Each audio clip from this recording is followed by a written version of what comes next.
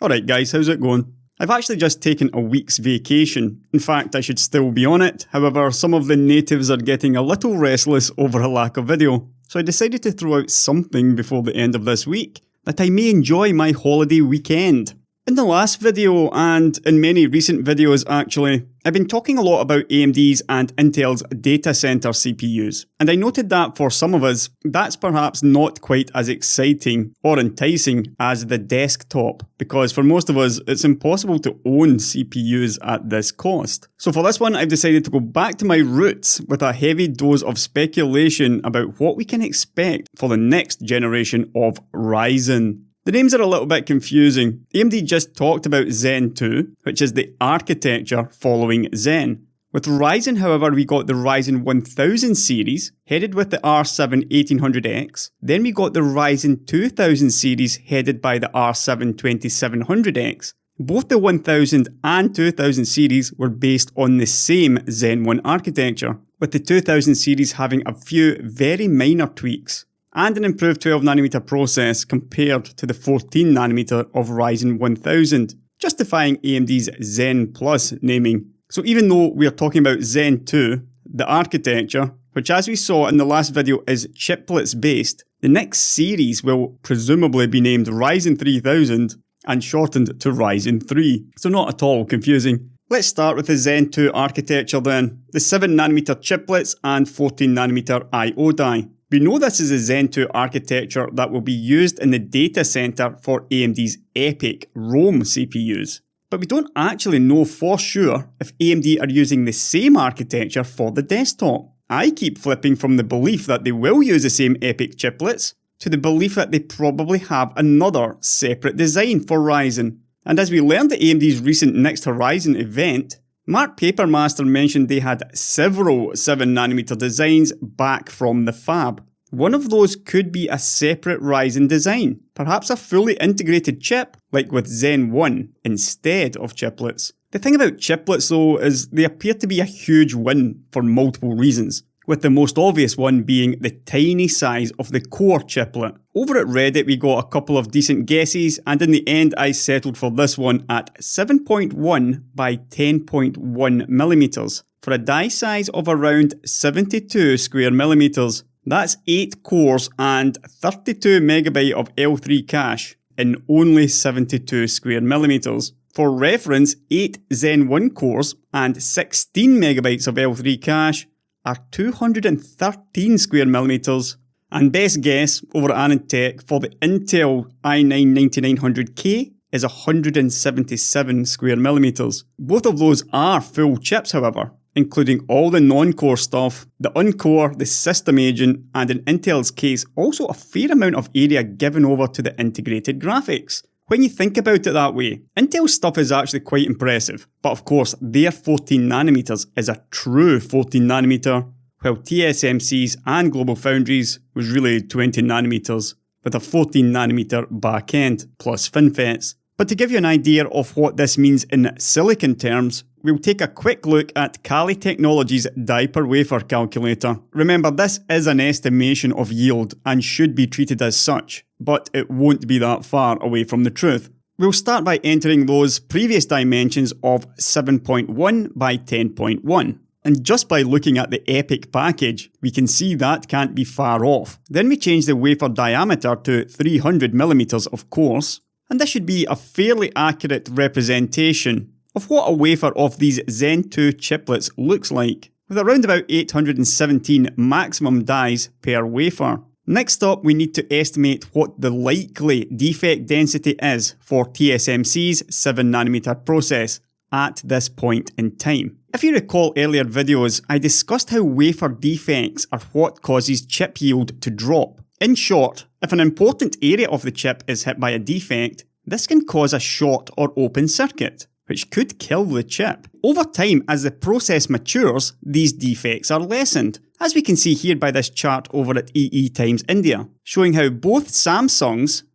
and GlobalFoundries' 14nm defect density dropped over time. Samsung's early 14 LPE process had a defect density of more than 0.5 defects per square centimetre. Let's call that 0.54, and we can apply that to the yield calculator.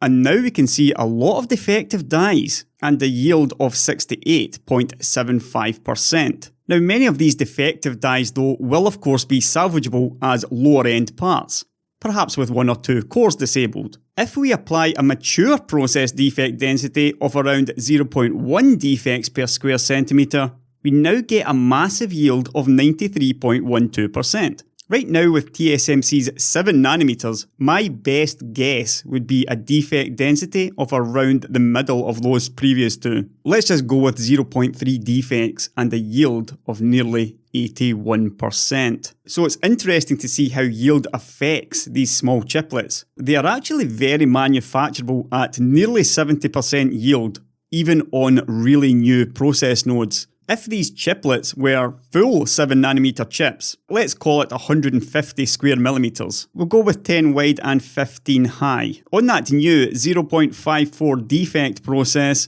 the yield would drop to only 47%. And on the best guess current process of 0.3, it would only be 65%. And on the mature 0.1 defect process, we get just over 86%. But of course there's more to it than this, because clearly there is another very large chiplet for the I/O die. The best Reddit guess is 15.4mm by 28.2mm for a die size of around 435 square millimeters. That is one large die, even for the now mature GlobalFoundries 14nm node. GlobalFoundries 14nm is likely even better than 0.1 defect per square centimetre. Let's call it 0.08. But even with that, yield is only 71% and there's a lot of defective dies. But looking at the diagram AMD showed in Next HoRyzen, it shouldn't escape anyone that this die appears to be a modular design, with quadrants each having 2 DDR4 memory controllers, 2 Infinity Fabric links, and other I/O. In his interview over at AnandTech, Mark Papermaster, when queried over lower core count versions of Rome to exist, said this: "You can see the physical modularity given the layout shared today. What you're seeing today is 8 8-core clusters, so that the easiest physical modularity is on a chiplet basis. In other words, we will almost certainly see 4 chiplet-based CPUs. We can be fairly certain that these will also be Threadripper CPUs, possibly even 6 chiplet versions? Not sure. That would be 48 cores high-end desktop, but the point I'm getting at here is, of course, a lot of these defective I/O dies, the grey dies, will be absolutely fine for Threadripper especially. Even if half the die is unusable, the other half can be used for a Threadripper chip. But what about Ryzen, the consumer desktop parts? That I/O die is too large to fit on an AM4 package, along with another 1 or 2 core chiplets. So why not just cut this one down? That's what Ian Cutress of AnandTech asked on Twitter, then again later to Papermaster in the interview. 1/4 of this I/O die could literally be sliced out to create a much smaller I/O die for Ryzen, while retaining the ability to have up to 2 connected chiplets or 16 cores. And the real beauty of this whole chiplet and modular approach is that when you look at those 30% defective dies here, the chances of any one of those dies being completely defective in all 4 quadrants is effectively nil.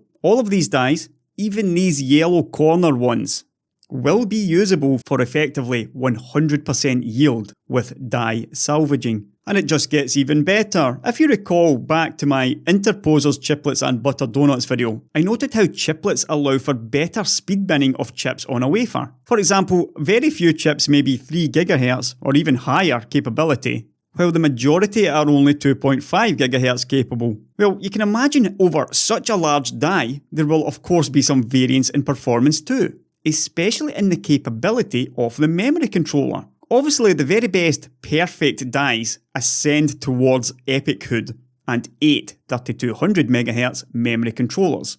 Zen 1's memory controller on Naples, the Epic 7601, is only rated at 2666MHz, so Rome has a 20% faster memory controller on the same GlobalFoundries 14nm process. and a lot of that comes down to binning the best parts. But let's say a die has a huge defect someplace, rendering it inoperable in that quadrant, and the remaining 3 quadrants are of varying quality. And for this example again, we'll use the memory controller speed.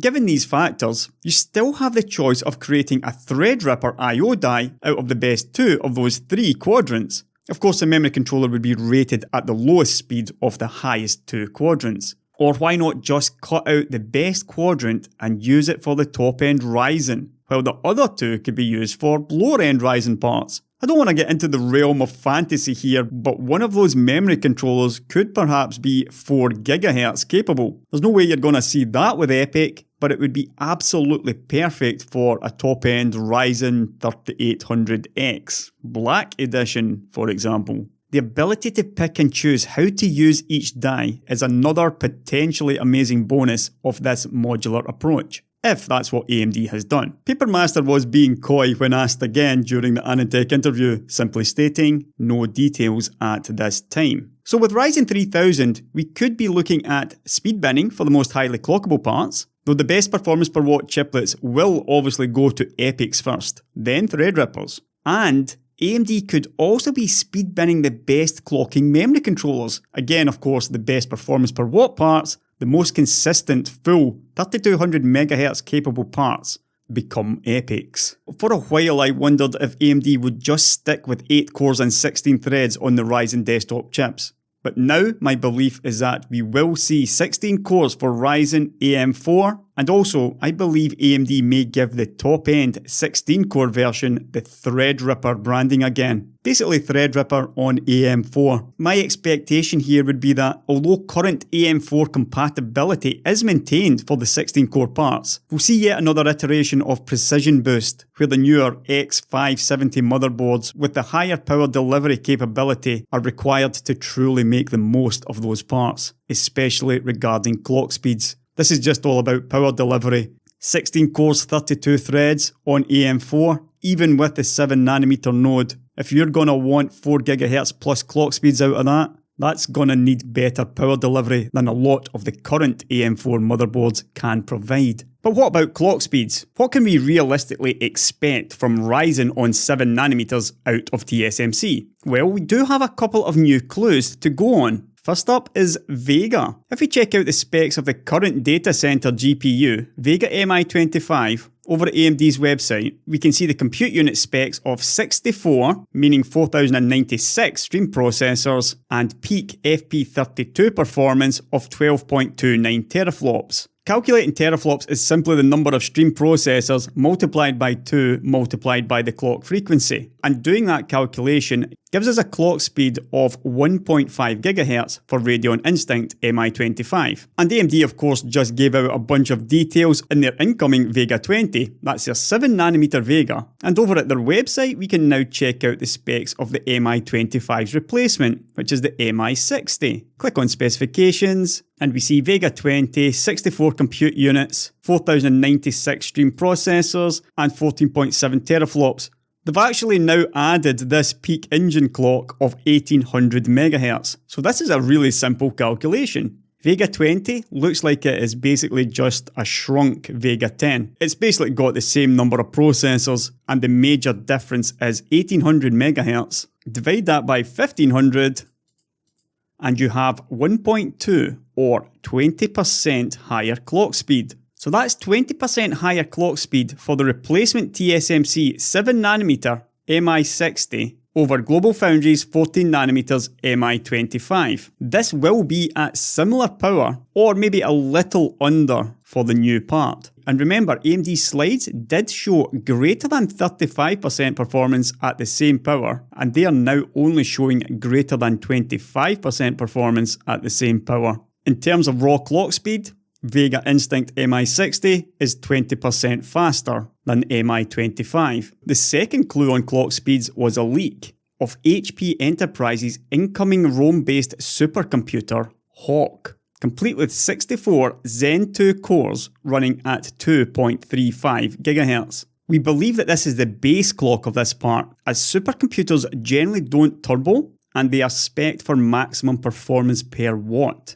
And as a Reddit user pointed out, the only current Naples, that's the Zen 1 supercomputer, runs at 2 GHz. So this isn't even using the top-end Naples 7601, which has a 2.2 GHz base clock. So here for Epic, the worst case it would appear is that the 7nm process is allowing for 7% higher base clocks. That's 2.35 versus 2.2. 2.2 GHz is the highest base clock of the current generation Naples 1, which of course only has 32 cores, not 64. And if we apply the logic that the fastest part isn't being used here again with Hawk, then it could again be 17.5 or maybe even 20% higher clock speeds yet again. So we do have two bits of evidence pointing to possibly around the 20% higher clock speed range for TSMC's 7nm compared to GlobalFoundries' 14nm,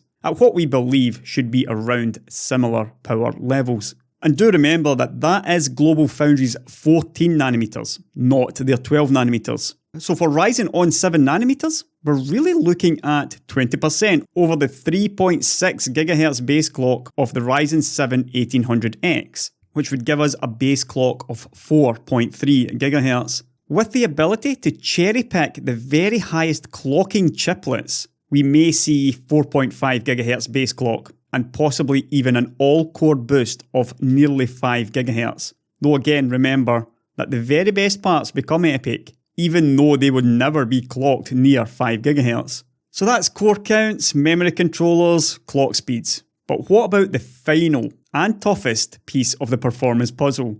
IPC. This one requires a lot of taking stuff at face value, a bit of guesswork, and just plain old logic. First up is what AMD says they've done. IPC has improved, higher instructions per clock. Here's another slide with CPU core execution enhancements. I spoke about all the floating point advances in the previous video. We can see here that latency has been improved, and there are a bunch of new advances to the front end, including an improved branch predictor, better instruction prefetching, and what, did they double the micro-op cache? We also know that cache is doubled on the chips, and all of this must have a positive effect on IPC. So on the plus side, everything that we can see from AMD and the logic simply points to an increase in IPC. However, there's also a potential negative on IPC in that we already have a demo showing Rome versus Naples from Alex on Tech here, who also covered the whole event last week. The 64 Rome cores, that's in one socket remember, were around 2 to 3% faster at completing this C-Ray benchmark. That's compared to 64 Naples cores over 2 sockets. However, as we just learned from the Hawk supercomputer leak, Rome could be as much as 17.5% higher clocked. On top of that, we would normally see a penalty to Naples because of its 2-socket setup. So if the Rome demo system here was higher clocked, we are looking at a reduction in IPC, at least in this workload. To be honest with you, it is not very likely for the aforementioned reasons, but worth pointing out anyway. C-Ray should be running almost entirely out of L1, and that could also be a reason. However, we'd still expect Rome to be faster even with that. If you apply Occam's razor to this, I think you would have to go with the Rome system they were demoing here did not have higher clock speeds than their Naples system. But maybe that's just wishful thinking. Perhaps more tellingly was one of AMD's slides showing a massive 29% increase in IPC. As pointed out later by Notebook Check, however,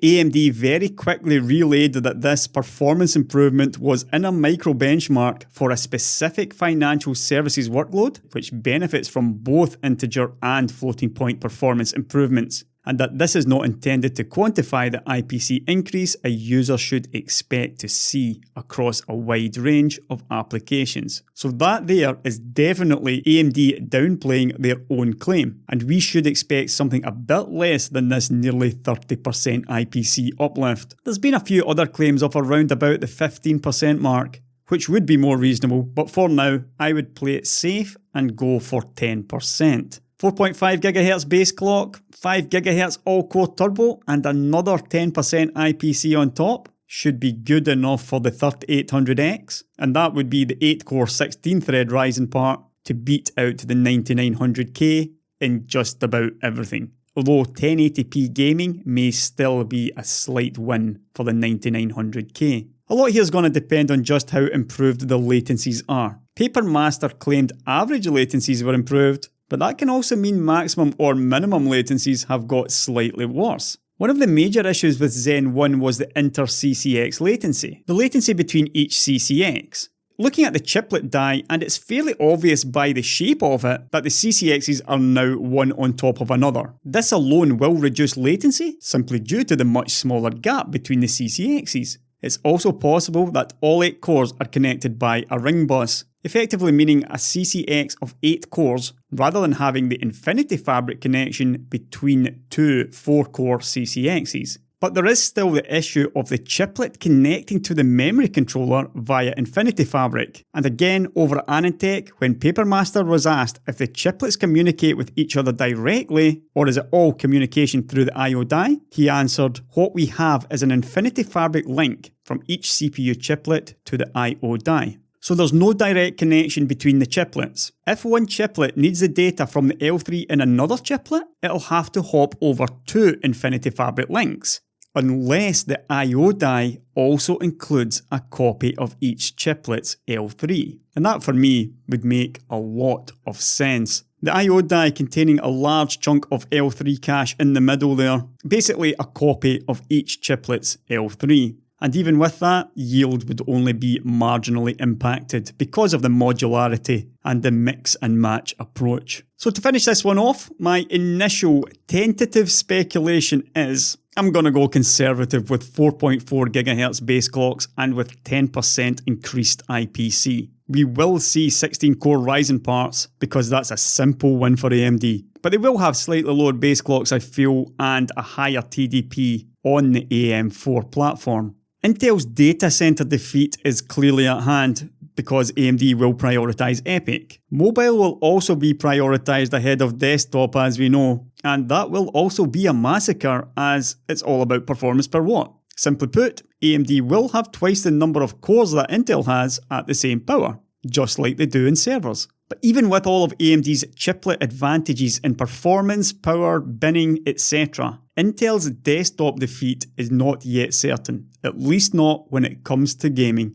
It will still be too close to call. Perhaps on the 1st of May 2019 though, 50 years after AMD were founded, we'll see a 5GHz all-core turbo Black Edition Ryzen and a real mayday for Intel. But I'm done with this one, and it's time for me to get back to my vacation, which means more poring over emails and responding to all the people who contacted me about helping out with the channel. I'll be dealing with that early next week, but I'll also be back next week with a video on something or other. I'll catch you later, guys.